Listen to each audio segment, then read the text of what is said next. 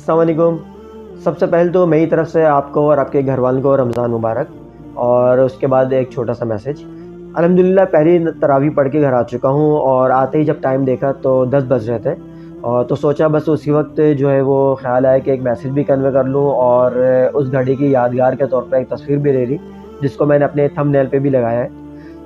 کہنے کا مقصد یہ ہے کہ 8:30 بجے نماز عشاء تھی، جماعت کا ٹائم تھا، اور اس کے بعد سنتیں پہ 20 رکعت تراویح اور وطر پڑھ کے بھی گھر آئے ہوں تو 10 بج رہے ہیں۔ اس کا مطلب یہ ہے کہ اگر عشاء کی نماز کے 8 سے 10 منٹ نکال دیے جائے تو ہارڈلی کوئی سوا گھنٹہ بچتا ہے جس میں ایکسٹرا تراویح کے لیے کھڑے ہونا ہوتا ہے۔ تو جناب اس سوچ کے ساتھ مجھے ذرا سی اسٹوڈنٹ لائف یاد آ گئی، جب میٹرک بورڈ آفس کے اندر 1.5 گھنٹہ لائنوں میں کھڑے ہوتے تھے، پسینے کے اندر، گرمی میں، سفوکیشن میں، اور جو ہے وہ جو پانی گھر سے لے کے جاتے تھے ٹھنڈا پینے کا، وہ تو کپ کا گرم ہو چکا ہوا ہوتا تھا، اور لائن ہم چھوڑ نہیں سکتے تھے۔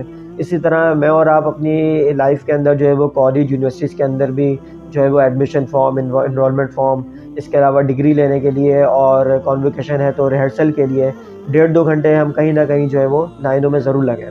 اور پہلے تو خیر بینکوں کے اندر آدھا گھنٹہ گرمی کے اندر لوگ بل جمع کروا رہے ہوتے تھے، وہ بھی لائنیں لگتی تھیں، اور اب خیر وہ آن لائن ہو چکا ہے۔ بہرحال کہنے کا مقصد یہ ہے کہ اگر میں مسجد کے حوالے سے بات کروں تو سوا گھنٹہ کوئی اتنی بڑی بات نہیں ہے، اگر ہم اپنے اوپر یہ امپوز کر لیں، یہ حاوی کر لیں کہ سوا گھنٹہ 1.5 گھنٹہ ہم کھڑے نہیں ہو سکتے، تو پھر ہم کبھی بھی نماز تراویح پڑھ ہی نہیں پائیں گے۔ اور آپ کو معلوم ہے کہ سال میں جو ہے وہ 1 مہینہ ہی ہمیں ملتا ہے کہ ہم اس طرح اس کا اہتمام کریں۔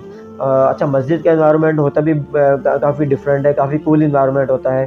اس کے علاوہ وہاں جگہ جگہ کولر لگے ہوئے ہیں، آپ 15 سے 20 سیکنڈ میں پانی پی کے دوبارہ جوائن کر سکتے ہیں۔ اس کے علاوہ جو آپ کی پوزیشن بھی ایک نہیں رہتی، آپ رکوع اور سجدے کی حالت میں جاتے ہیں، وہاں پہ بھی آپ کی اپنی پوزیشن چینج ہوتی رہتی ہے۔